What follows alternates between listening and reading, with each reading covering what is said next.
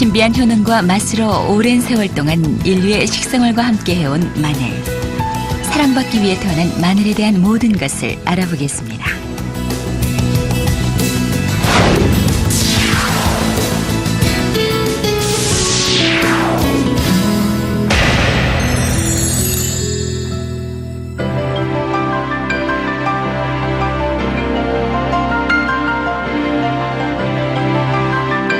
맛이 매우 맵다는 뜻을 지닌 마늘은 4,500년 전부터 인류와 함께 살아왔습니다.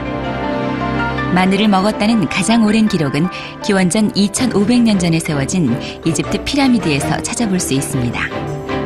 그곳에는 노예들이 피라미드를 세우면서 먹은 마늘과 파의 총량이 적혀 있는데, 이 기록으로 피라미드를 완성한 힘은 바로 마늘이었다는 점과 마늘이 오랜 세월 인류와 함께 했음을 알려줍니다. 또한 성경에도 마늘이 기록되어 있습니다. 이스라엘 백성들이 노예로 살던 애굽에서 탈출하여 사막을 떠돌던 중 체력이 떨어지자 마늘을 먹던 애굽으로 다시 돌아가고 싶어 했다는 내용으로 마늘이 힘든 사막 생활에서 체력과 인내심을 길러주는 식품이었다는 것을 보여주는 사례입니다. 이렇듯 인류 역사와 함께 해온 마늘은 중앙아시아에서 시작해 이후 이집트, 동남아시아, 북유럽 등에서 재배되었고 현재는 전 세계에서 재배되고 있습니다. 우리나라 옛 문헌에도 마늘에 관한 기록들이 있습니다. 삼국유사의 단군 신화에는 곰이 마늘을 먹고 사람이 되었다는 이야기가 있는데, 이로 미루어 마늘이 아주 오랜 옛날부터 우리 민족에게 없어서는 안 될 친숙한 식품이었음을 말해주고 있습니다. 또한 삼국사기에는 마늘 재배 시기와 방법 등의 기록이 현재와 거의 흡사하여 마늘이 통일신라 때부터 이미 약용과 식용으로 이용되고 있었음을 보여줍니다.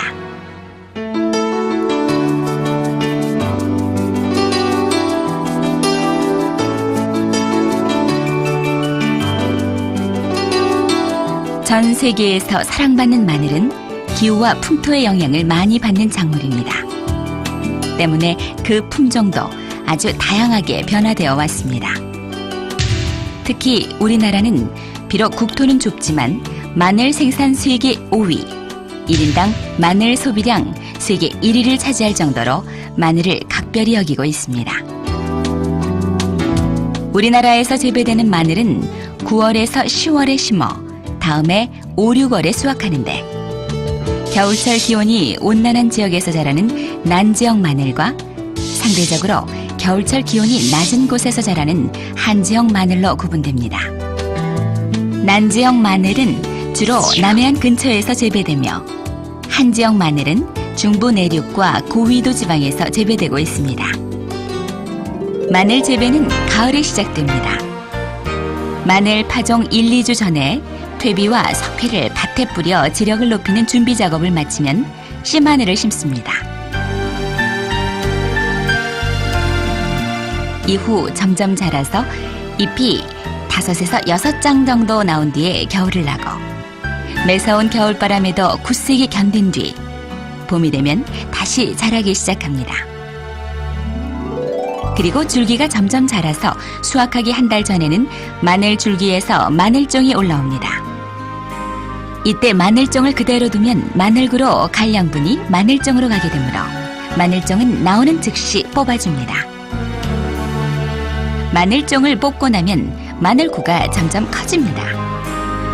다 자란 마늘을 수확한 뒤에는 2, 3일간 햇볕에 말리고 통풍이 잘 되는 곳에 저장하는데, 마늘 저장은 중요한 과정 중 하나입니다. 마늘은 1년 내내 우리 식탁에서 각광받는 양념 채소입니다.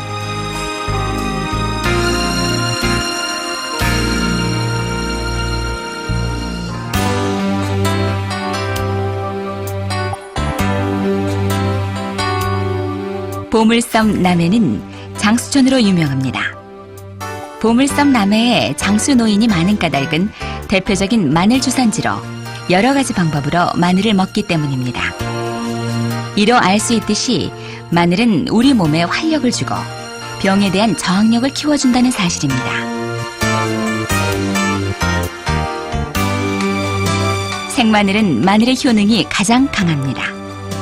하지만 생마늘은 독특한 냄새와 매운맛이 있어 먹기가 어렵습니다. 이 때문에 우리 조상들은 마늘 장아찌를 만들어 먹었습니다. 마늘 장아찌는 생마늘과 같은 효능을 가지면서 생마늘이 주는 자극성이 없습니다.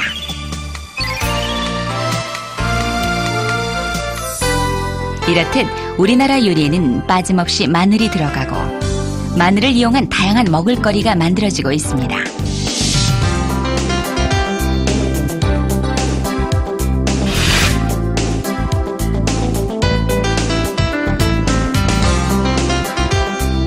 또한 서양 요리에도 독특한 향과 맛을 내기 위해 마늘을 넣고 있습니다. 최근에는 다양한 마늘 가공법도 발전하여 술이나 식초, 잼은 물론이고 가루 형태와 먹기에 간편한 캡슐 형태까지 등장했습니다. 좋은 점 100가지와 나쁜 점이 딱 한 가지가 있는 마늘의 나쁜 점. 그 한 가지가 바로 마늘 냄새입니다.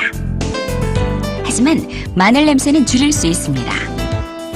고기나 생선을 먹을 때 마늘을 함께 먹거나 마늘을 먹은 뒤 우유나 과일을 먹으면 마늘 냄새도 줄어들 뿐 아니라 단백질의 흡수를 돕는 일석이조의 효과도 거둘 수 있습니다.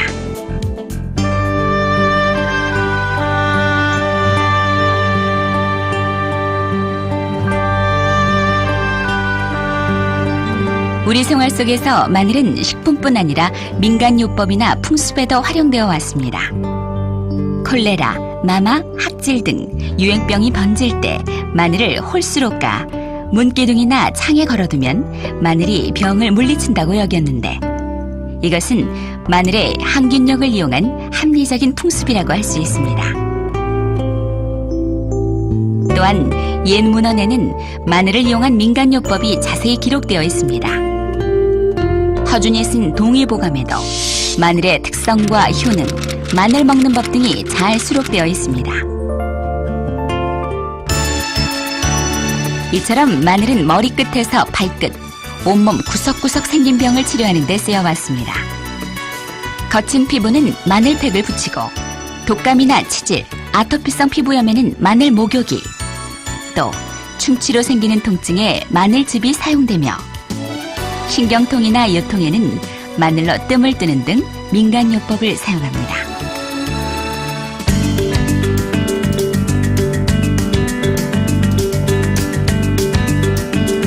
이제 마늘은 양념이라는 고정관념이 바뀌고 있습니다. 노화를 막아주는 것은 물론이고 마늘의 항암 성분 등 여러 가지 마늘의 효능이 하나둘씩 알려지면서 마늘의 가치가 재평가되고 있습니다.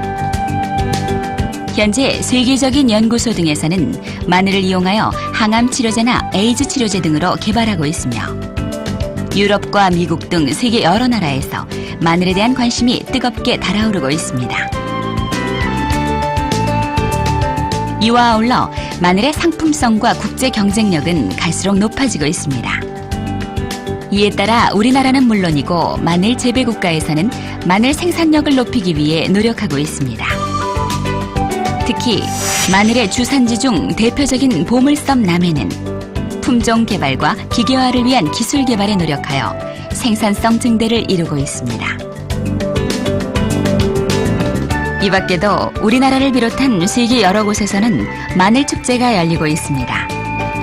마늘의 상품화와 관광객에 대한 서비스로 주목을 끌고 있는 마늘 축제는 해가 갈수록 관심이 집중되고 있으며 더욱 발전되어 가고 있습니다.